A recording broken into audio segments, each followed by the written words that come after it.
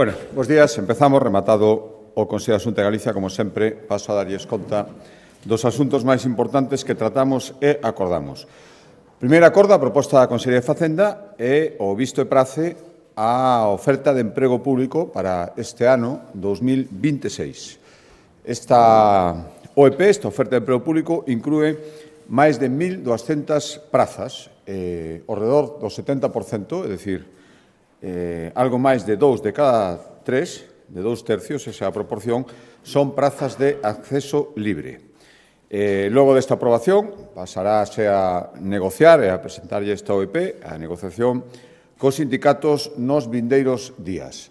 A distribución por categorías profesionais desta oferta de emprego público que os aprobou o Consello da Xunta de Galicia é a seguinte: 811 prazas, decía máis do 70%, serán de acceso libre e as restantes 391 prazas de promoción interna. Dentro do acceso libre, 370 desas 811 son para corpos de Administración Xeral, 330 para Administración Especial e algo máis de 90 para persoal laboral.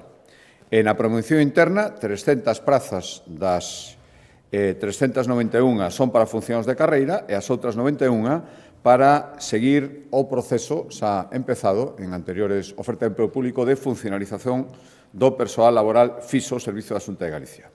E, de total de todas estas prazas, do conxunto, tanto acceso libre como promoción interna, resérvase un 12% para persoas con discapacidade, que son 5 puntos por enriba do mínimo que marca a lei. É dicir, que, ademais, esgotamos en esta oferta de emprego público, unha vez máis, a taxa máxima de reposición que permite o Estado. Saben que isto é normativa básica, por lo tanto, non podemos superala. A taxa de reposición é a que ve marcada nos orzamentos xerais do Estado, por lo tanto, levamos coa mesma taxa de reposición dende os últimos orzamentos que aprobou o Goberno central.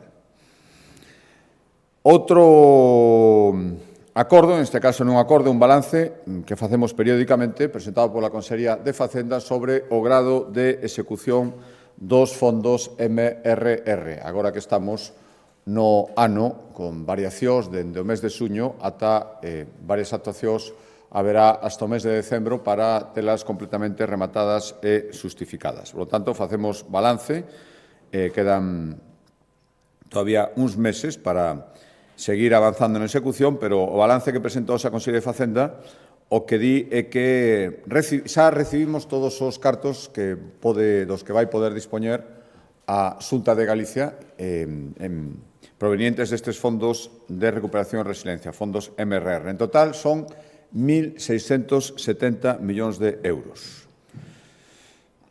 Desgloses do informe que terán a súa disposición. Están adxudicados destes 1.670 1.522, que é o 91% dos cartos recibidos e o 98% do convocado.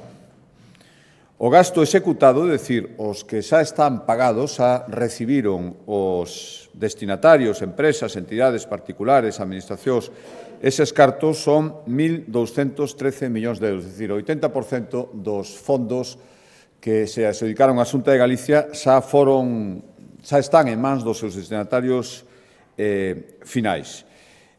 Seguiremos dando pasos para chegar ao máximo porcentaxe posible, o 100% sempre por diversas circunstancias, hai terceros executores, outras administracións, pero intentaremos achegarnos o máximo posible. Xa digo que con diferentes prazos, dependendo das actuacións, das convocatorias, dos ministerios, incluso algúns todavía non hai unha data certa para pechar o período de justificación, pero en todo caso sabemos que de aquí a final de ano, ou eso que nos indican, todo tería que estar executado, certificado e pagado, e, polo tanto, vamos camiño deso con eses 1.670 millóns de euros que finalmente recibiu Galicia. Cambio de acordo de Consellería.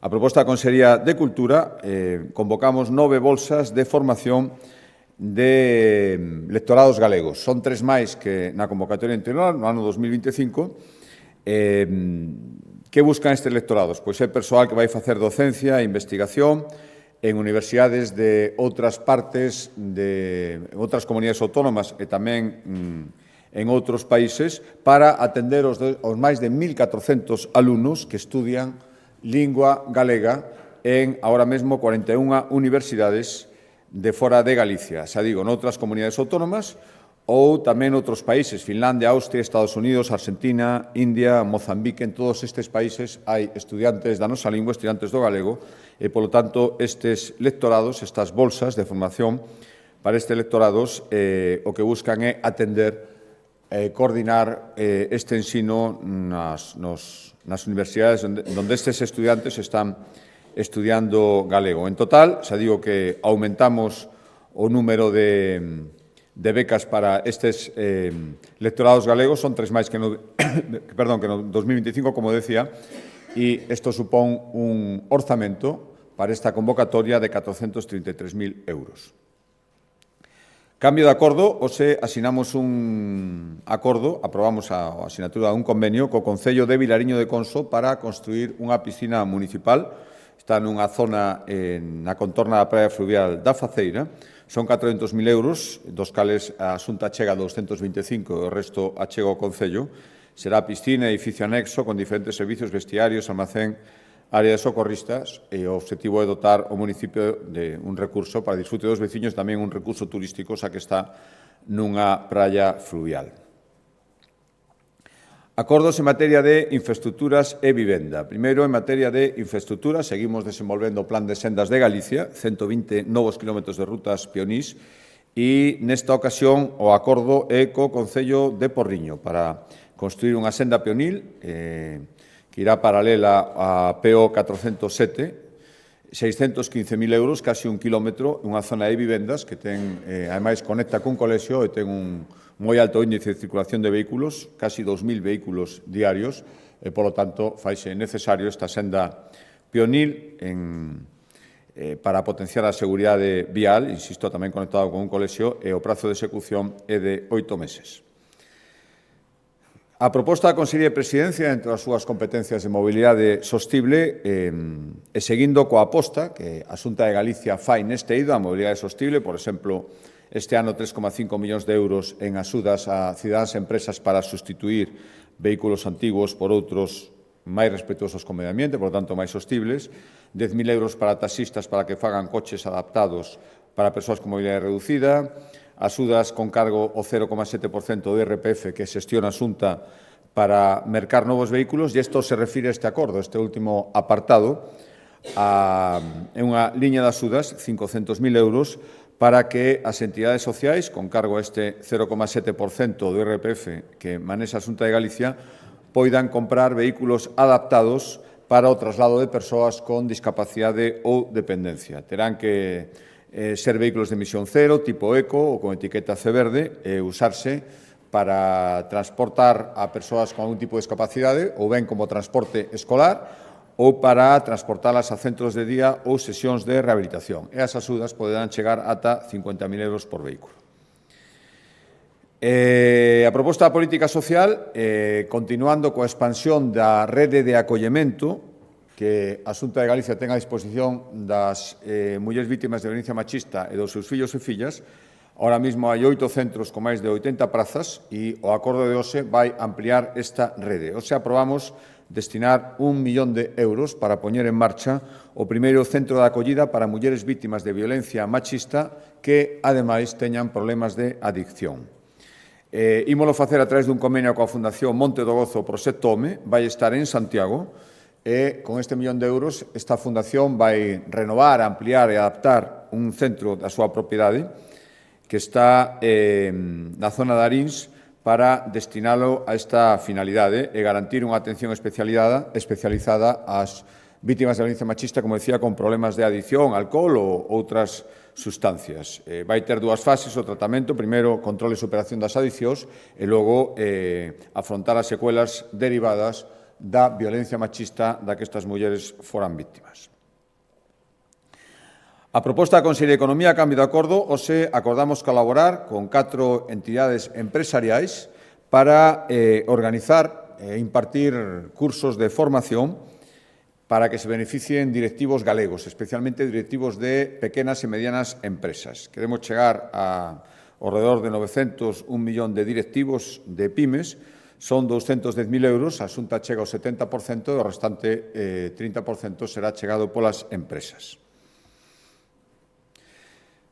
Pasamos ao sector primario, autorizamos asinar un convenio co Laboratorio Interprofesional de Análise do Leite de Galicia para reforzar os controis de calidade e seguridade do leite que se produce na nosa comunidade. Son 164.000 euros e é dirixido especialmente a analizar a presencia da aflatoxinas, que é unha sustancia que se deriva dun fungo e que pode vir nos pensos que, sobre todo, os que veñen do exterior, os que son importados. E o problema, por iso facemos este convenio desta intensificación nos controles de calidade da presencia de aflatoxinas, é que, se supera un límite máximo que se dá nas análisis que se fan todos os días cando se recolle o leite, ese leite non pode ser comercializado e, polo tanto, non podería ser recollido.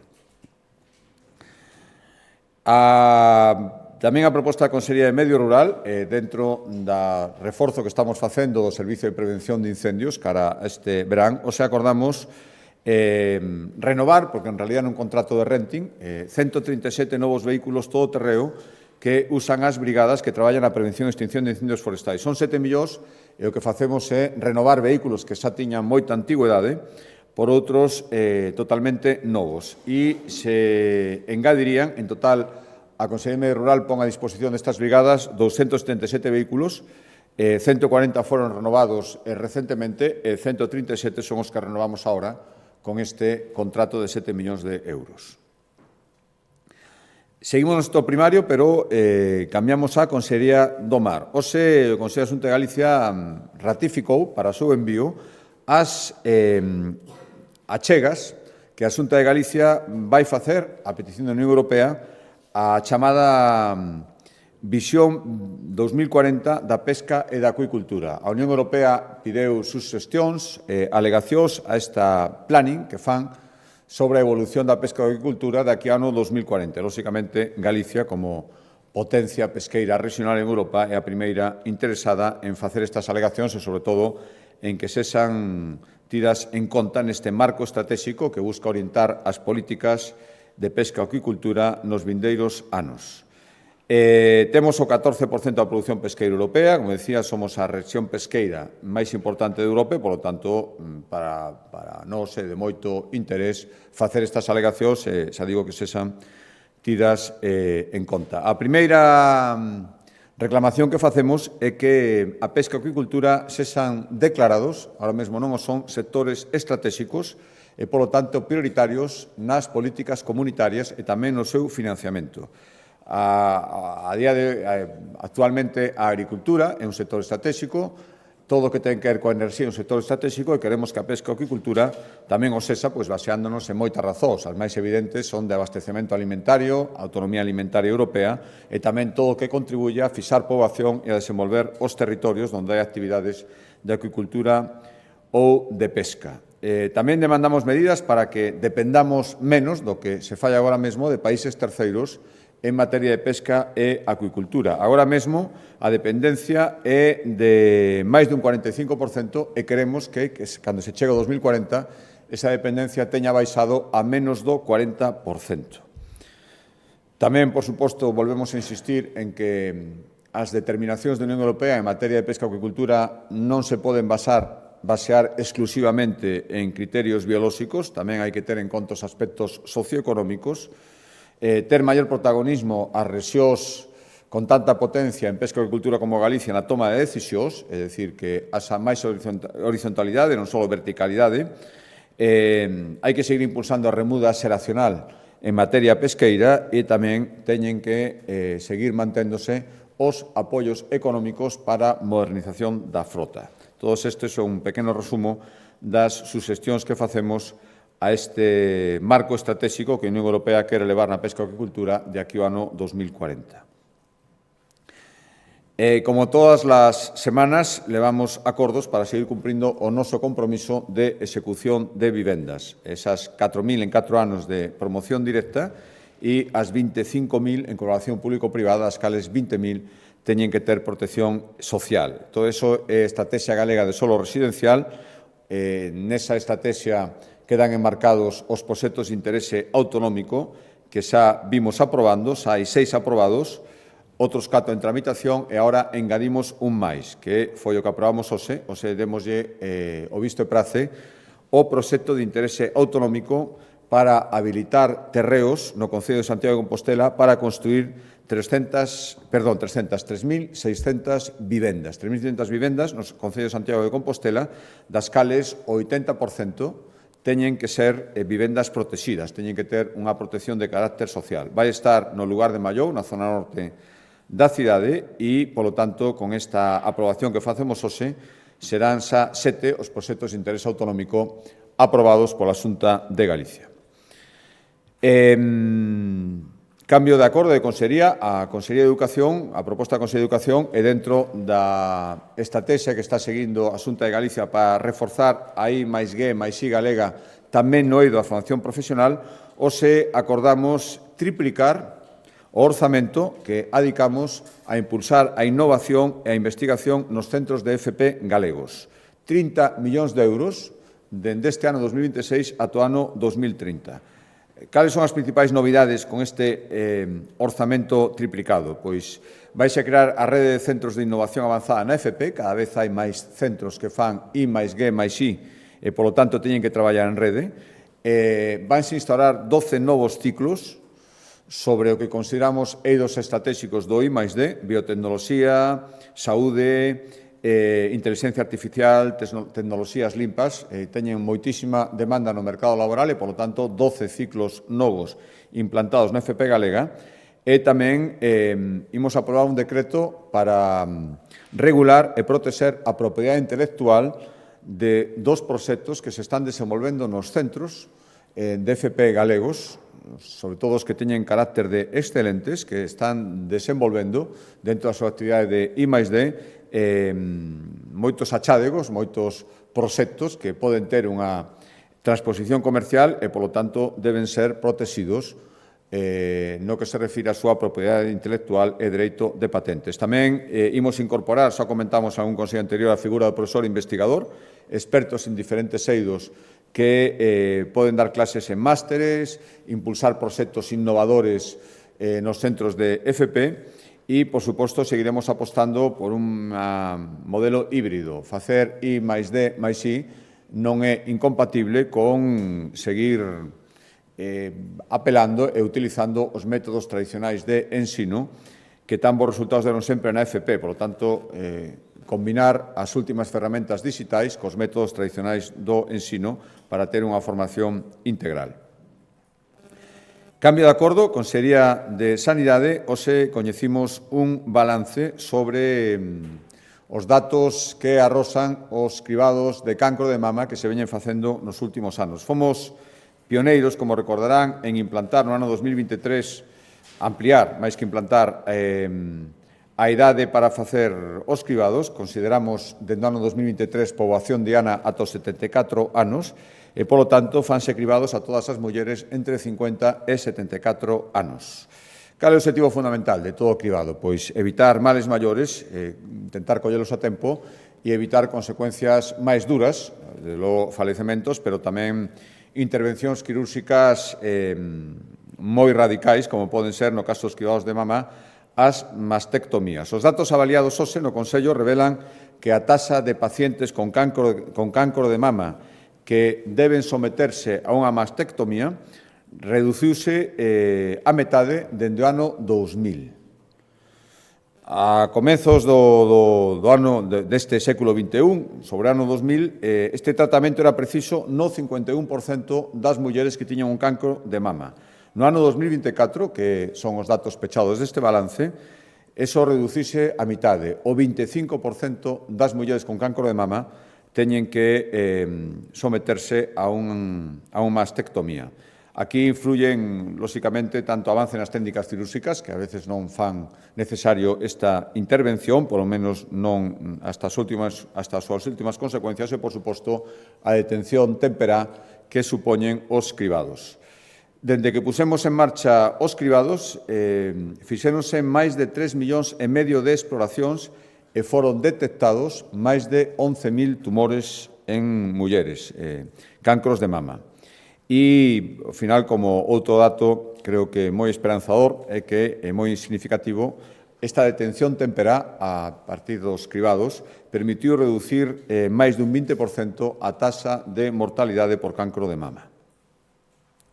Outro acordo, este de carácter executivo, a proposta da Consellería de Sanidade, recordarán que no debate sobre política xeral xa anunciábamos unha reforma integral da atención primaria con horizonte neste semestre. Unha das medidas era reforzar a atención nos chamados PAC, nos puntos de atención continuada. Pois ben, hoxe aprobamos o decreto que vai centralizar a atención médica extrahospitalaria durante a fin de semana nos puntos de atención continuada que garante que estén funcionando abertas as 24 horas os sábados, domingos e festivos. Saben que de luns a venres xa atenden os PAC pacientes entre as 3 da tarde e as 8 da mañán. É certo que varios deles, a maioría xa estaban funcionando as mañáns dos sábados, pero agora se realiza e, unha vez entrado en vigor este decreto, queda blindado que todos os puntos de atención continuada de Galicia estean funcionando 24 horas, sábados, domingos e festivos. Isto, lóxicamente, exixe unha reorganización e un incremento de persoal. Vanse crear, de aquí ao ano 2028, 211 novas prazas para atender os puntos de atención continuada. 100 serán para médicos e médicas, 80 para persoal de enfermería e 31 para outras categorías que tamén son necesarias nos puntos de atención continuada. Hoxe tamén aprobamos as melloras retributivas e laborais, logo de chegar en mesa sectorial a un acordo cos sindicatos. Cambio de consellería e de acordo, hoxe tamén ratificamos as alegacións que a Xunta de Galicia, logo dun diálogo con todos os sectores afectados, vai facer a pretendida modificación do Regulamento Xeral de Costas, pola porta atrás, hai que dicilo, que pretende facer de xeito unilateral o Goberno central sin ningún tipo de consulta, nin os sectores afectados, nin as comunidades autónomas. Que dicimos nestas alegacións? Primeiro, pedimos a suspensión inmediata desta modificación.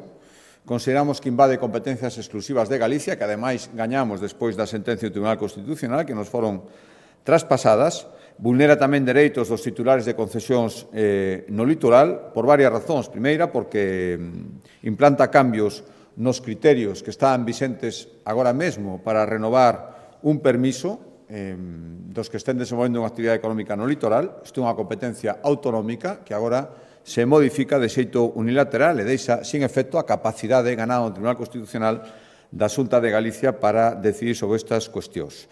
A pretensión do Goberno é clara, limitar ao máximo a actividade no litoral, e isto compromete o futuro de moitas instalacións que agora mesmo son claves para a vida económica na costa e, por lo tanto, na economía galega.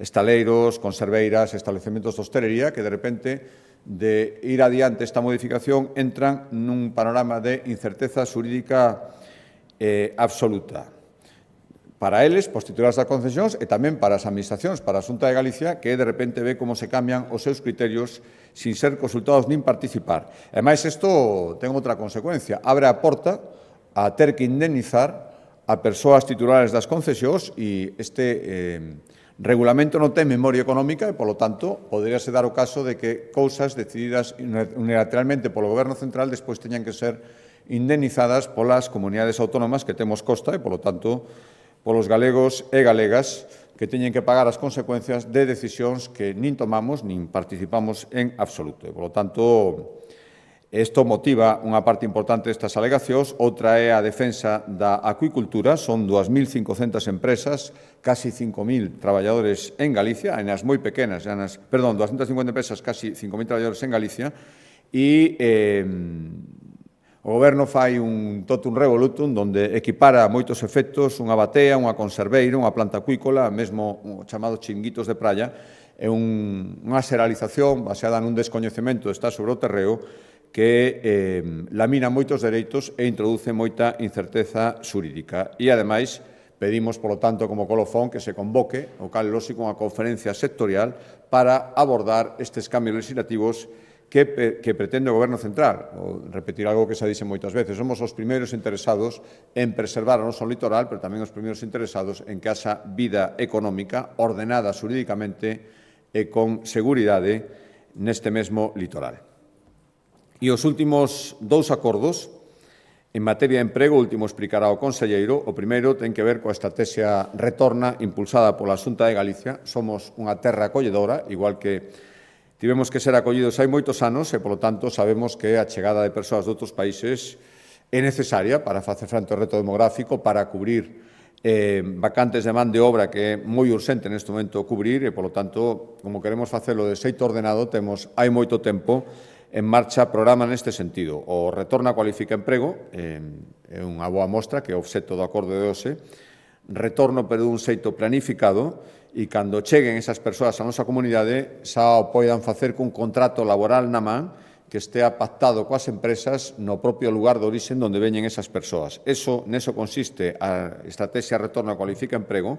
Levamos a 2 edicións, conseguimos o retorno de 400 persoas que están traballando en ao redor de 50 concellos e sigue habendo moito interés de moitas empresas. Só no ano pasado, 220 empresas amosaron o seu interese en cubrir vacantes a través deste sistema. Por lo tanto, hoxe lanzamos unha nova convocatoria para facilitar o regreso de como mínimo 200 galegos do exterior que retornen a Galicia cun contrato laboral, 2,3 millóns de euros para cubrir todas as necesidades iniciais, formación, apoio para instalarse, primeiros trámites que se derivan sempre dunha situación deste tipo.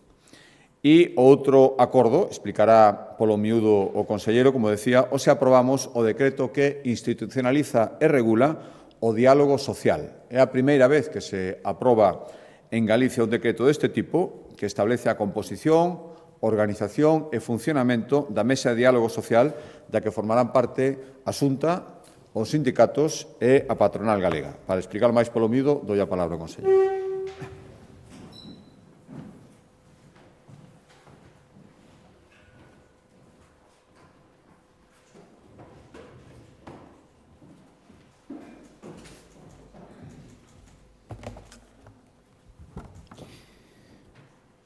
Moi bo día a todos e a todas, grazas, presidente. Bueno, efectivamente, tal e como trasladou o presidente, hoxe aprobamos o decreto que regula a composición, a organización e o funcionamento do diálogo social en Galicia, non? Trátase, en definitiva, de dar un paso máis para consolidar, eu diría que o paso, para consolidar esta ferramenta clave da negociación colectiva buscando abordar retos estratégicos non só do mercado laboral galego, senón tamén da nosa economía. En definitiva, institucionalizamos este espacio no que van estar representados xunto coa Administración Autonómica as organizacións sindicais, as principais organizacións sindicais galegas e, por suposto, tamén a patronal. A norma o que buscamos é que regule, como digo, o diálogo co fin de dotalo de maior transversalidade e, ademais, adaptalo ás novas realidades sociolaborais e económicas, non? Por poñernos en situación, se atendemos a definición do diálogo social, a Organización Internacional do Traballo está na exposición de motivos do decreto, di que comprende todo tipo de negociacións e consultas entre persoas representantes das administracións públicas, as entidades empregadoras e as persoas traballadoras sobre temas de interese común relativos ás políticas económicas e sociais. Por que entendemos que é importante este decreto? Bueno, evidentemente, o diálogo social xa se mantén, o mesmo presidente vende a anunciar diferentes acordos que se acadaron co consenso dos sindicatos, pero o que queríamos é consensuado cos axentes sociais unha ferramenta para reforzar esa institucionalización, determina ese reforzo e esa ferramenta, como noutras comunidades autónomas punteiras nesta materia, é un decreto que se publicará nos vindeiros días no Diario Oficial de Galicia. O propio texto xa di que a finalidade é implantar un mecanismo concreto de participación facilitando a consecución do perseguido progreso económico e social. Aposta decidida polo consenso, a proporcionalidade e a transparencia. E converte este decreto, tamén se recolle no texto, o diálogo social como superior órgano de participación institucional permanente na comunidade autónoma.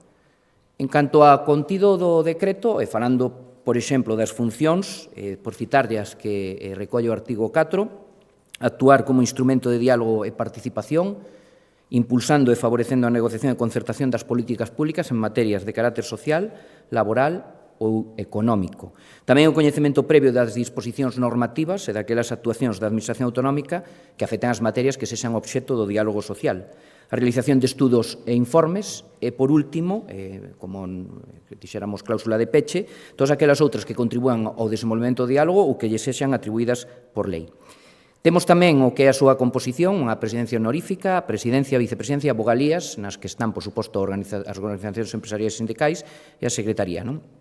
Dentro do que é o seu réximen de funcionamento, funcionará en pleno, en comisións delegadas, mesas sectoriais ou intersectoriais, é dicir, se hai competencias que atinxen a diferentes consellerías, pois haberá esas mesas intersectoriais.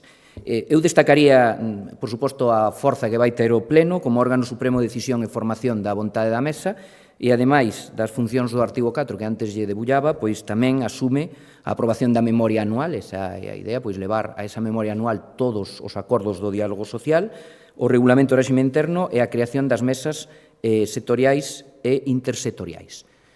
Ademais, a propia aprobación do decreto nos vai permitir actualizar as mesas. Actualmente, pois, temos dentro do diálogo a mesa de emprego que inclúe diferentes grupos de traballo, cito as políticas activas de emprego e flexibilidade da formación e tamén a mesa que fala da prevención de riscos laborais, o absentismo e o benestar laboral. E temos tamén aberta a mesa de economía e industria cos grupos de traballo de industria e enerxía, naval e automoción.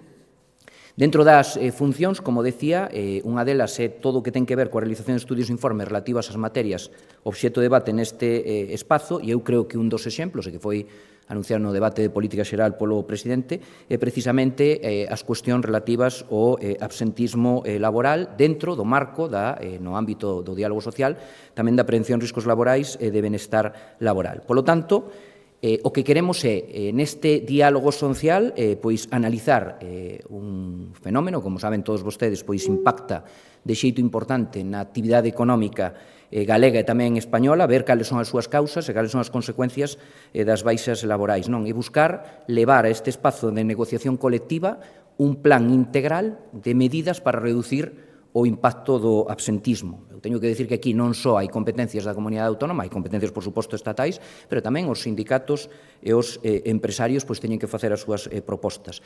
Partindo do máximo respeto aos dereitos das persoas traballadoras, o que buscamos é reducir baixas que sexan evitables pola mellora do benestar laboral nas empresas, a mellora tamén, por suposto, da prevención de riscos laborais, evitar prolongacións innecesarias, que tamén nos permite reducir o impacto do absentismo, buscando melloras tamén nos procesos de xestión e control no ámbito de competencias da comunidade autónoma e, por suposto, loitar contra posibles abusos. E remato, pois, coas conclusións, un pouco a modo de resumo do que lle viñen contando, buscamos, como digo, reforzar un instrumento tan importante para nós como é o diálogo social pola vía da súa institucionalización. Apostamos neste proceso pola transparencia, o consenso e a proporcionalidade. Impulsamos tamén a súa transversalidade e adecuación ás novas realidades sociolaborais e económicas e buscamos tamén a actualización desas mesas para, como digo, adaptalo ás necesidades de cada momento. Como exemplo tamén, como veño de trasladar das cuestións que queremos traballar no diálogo social, estamos en materia de flexibilización da formación, en materia de políticas activas de emprego, e agora tamén, no ámbito da prevención de riscos laborais e da mellora do benestar laboral, pois tamén introducir esta temática do absentismo laboral. Se teñen algunha pregunta.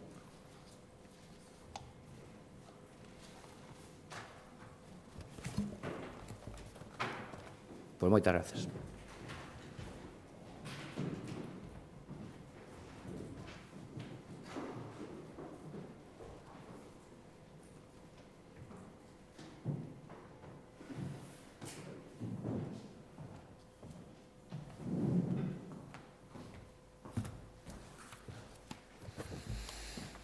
Boa tarde, presidente. Hola. Dúas cuestións. A primeira delas referida á política municipal de Lugo. Quería saber se vostede avala ou avalaría unha moción de censura utilizando a unha tránsfuga.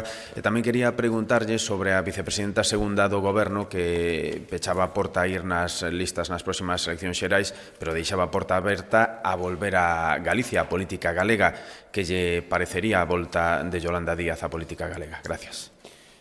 Sí, respecto á primeira pregunta, cuestión de avalar, a decisión a teñen que tomar quen tenga a capacidade para asinar esa moción de censura, que son os concelleiros e concelleiras de Lugo. A miña consideración, primeiro, o Concello de Lugo non está funcionando axeitadamente por moitísimas razóns, e a segunda, eu quero recordar que o PP gañou as eleccións e quedou a un concelleiro da maioría absoluta. Estas son as circunstancias de feito. Todos sabemos como evoluciona a situación en Lugo. Por certo, de transfugismo creo que quedou aclarado, precisamente é o que permite este tipo de propostas, estas posibilidades, logo dunha sentencia recaída non hai moito tempo. Por lo tanto, enmarquemos este caso nas posibilidades legais que existen agora mesmo. Faime gracia as críticas do Partido Socialista cando acaba de utilizar hai moi pouco tempo, ni sequera sendo a lista máis votada, esta posibilidade no Concello de Noia. Está moi ben cando poden utilizala e les parece moi ben, cando consideran que lles perxudica, e criticala en todo caso. Mire, se a esquerda non é capaz de articular unha maioría estable en Lugo, non é problema do Partido Popular, que creo que ten todo o dereito do mundo a intentar gobernar sendo a lista máis votada. A segunda pregunta, eu creo que a decisión de Yolanda Díaz de non presentarse a eleccións xerais non a toma ela, a tomaron os votantes, e supoño que ela tomaría nota das posibilidades que ten. Se quere volver a Galicia, por suposto, está no seu dereito. Xa intentou por persoas interpostas esta presencia, sin ir máis lonxe, nas eleccións autonómicas, xa coñecemos o resultado. Eu lle pediría, algunha declaración que lle escoitei, que, se entere un pouco máis da realidade en Galicia, que senón non creo que vaya moi lonxe, e en todo caso, xa non é a miña opinión, non teño ningún problema, a opinión dos posibles perxudicados. Incluso podíamos preguntar no Partido Socialista se non se sinten un pouco ameazados con unha posible sustitución de uns candidatos por outras candidatas. Boa tarde. Está vostede a piques de comenzar unha viaxe a China. Quero lle preguntar se comparte as críticas do seu partido á viaxe que realizou Pedro Sánchez a semana pasada a este mesmo país. Tamén se consultou co seu partido antes de decidir esta viaxe. Por outra banda, quero lle preguntar sobre o pacto entre PP e Vox para gobernar en Extremadura e sobre esa prioridade nacional que incluíron. Que opina vostede? Gracias. Non tiño fome.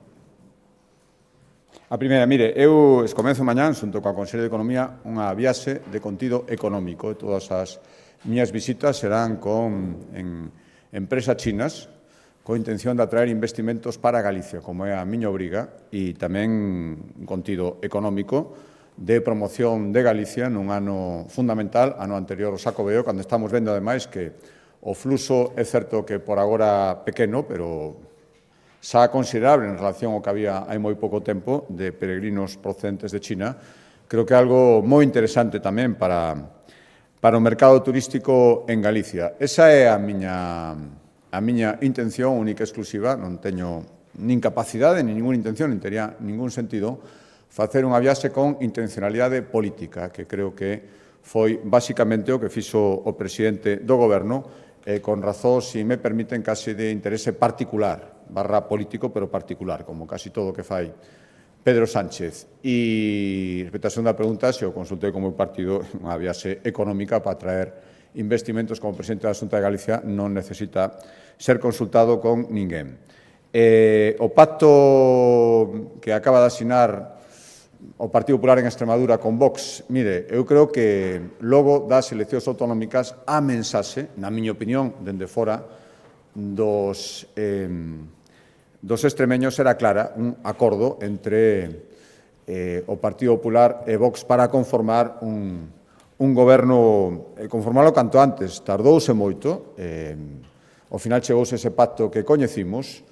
De logo, a esquerda non había ninguna dúbida de que non lle iba a gustar ou iba a criticar pasar o que pasara, igual que criticará calquer acordo que se forme en outras comunidades autónomas nas que xa tiveron eleccións, a pesar de telas perdido claramente en todas, e das que poida haber no futuro. Ninguna novidade, a esquerda iba a decir o que está dicindo, e, dende logo, mire, eu estou seguro de que nada que non estea no ordenamento xurídico se vai a aplicar nin en Extremadura nin en ningún outro sitio.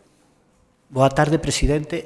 A Xunta non recorreu a sentencia do Tribunal Superior de Xustiza de Galicia sobre os terreos daquela franxa de amortecemento que quedaron excluídos pola Xunta, que iba a ocupar Altri.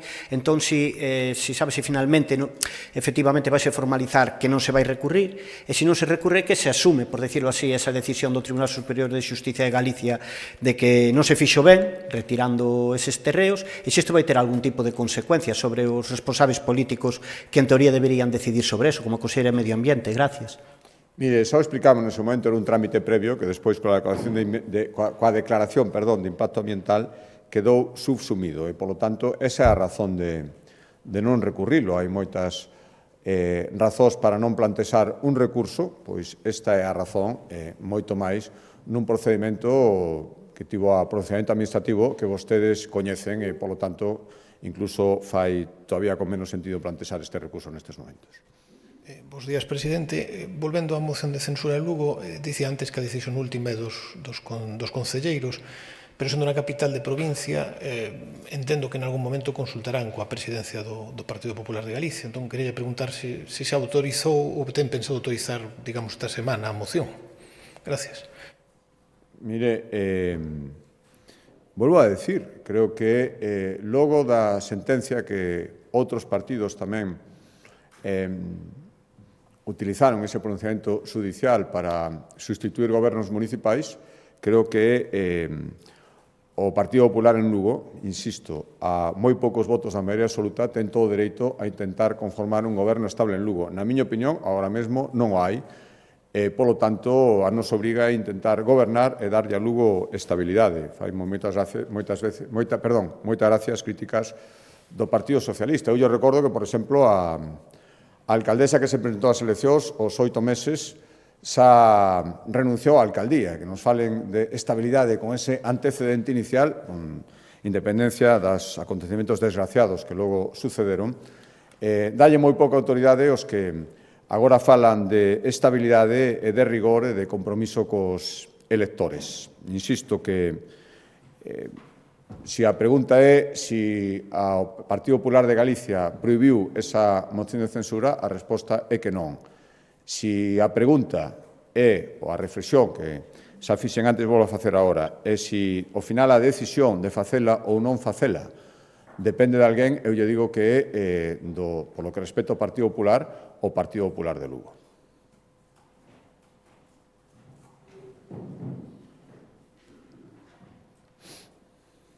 Sí, acaba de comentar ahora que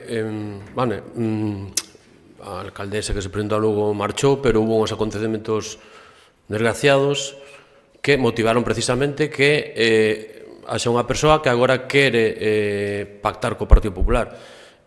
Hoxe desde o Partido Popular, desde o PSOE, desde o Bloque, aludían a esta circunstancia, é dicir que o PP se está aproveitando dunhas circunstancias tráxicas para pactar con unha persona que chegou da maneira que chegou. Non sei se a vostede isto lle parece tamén ético e se iso cree vostede que o van a entender tamén a cidadanía de Lugo. Tamén daban a coñecer hoxe o PSOE de Lugo uns datos que decía que gañaban, revalidarían o Concello e que o PP en todo caso precisaría de Vox, que entraría no consistorio. Quería preguntar se o Partido Popular plantexa tamén pactar con Vox nas eleccións municipais se chega ao caso. E despois, volvendo á pregunta de China, quería preguntar se as visitas que realizou Pedro Sánchez, esta creo que é a terceira e creo que ten plantexada unha cuarta, cree vostede que tamén van a axudar a Xunta nas súas, digamos, reivindicacións empresariais ou económicas. Digo porque tamén o Goberno de España firmou bastantes acordos con empresas de China. E unha última xa ten que ver con as declaracións que fixo a presidenta da Comunidade de Madrid, que acusou a China de ser unha auténtica cárcere para abogados, activistas, e dixo que non era unha democracia plena. Non sei se vostede comparte esta opinión. Gracias. Sí, mire, a primeira pregunta, efectivamente, hubo sucesos desgraciados que eu lamento e lamentei no seu momento respecto a mortes, por suposto. Dito isto, estamos falando dunha persoa que iba nas listas do Partido Socialista. Supongo que o Partido Socialista, cando fai as súas listas, considera que todas son persoas idóneas para integrar esta lista e, no seu momento, actuar como concelleiro. Por lo tanto, intentar trasladar esta responsabilidade e, ao mesmo tempo, manter esta inestabilidade política fora destas, insisto, estas acontecimentos, estas mortes desgraciadas, creo que non é reflexar a situación, non é entender nada, e mesmo criticar agora, insisto, unha moción que acaban de utilizar no Concello de Noia sin ni sequera ser a lista máis votada. Por lo tanto, se era legal, que era legal en Noia, tamén ten que ser legal no resto dos sitios. Respecto a enquisa do Partido Socialista, bueno, supoño que se o Partido Socialista fai público unha enquisa non é para decir que lle vai ir moi mal, outra cosa é cal é a realidade, a credibilidade que poden ter. Tamén decían que iban ter un magnífico resultado según as súas enquisas nas eleccións autonómicas do 24, por lo tanto, o mellor quen lle fixo aquela enquisa é tamén a mesma persoa que lle fixo esta, non sei. En todo caso, mire, eu estou convencido de que nada faría máis feliz o Partido Socialista e o BNG en Galicia que Vox tivera presencia institucional. Lles encantaría.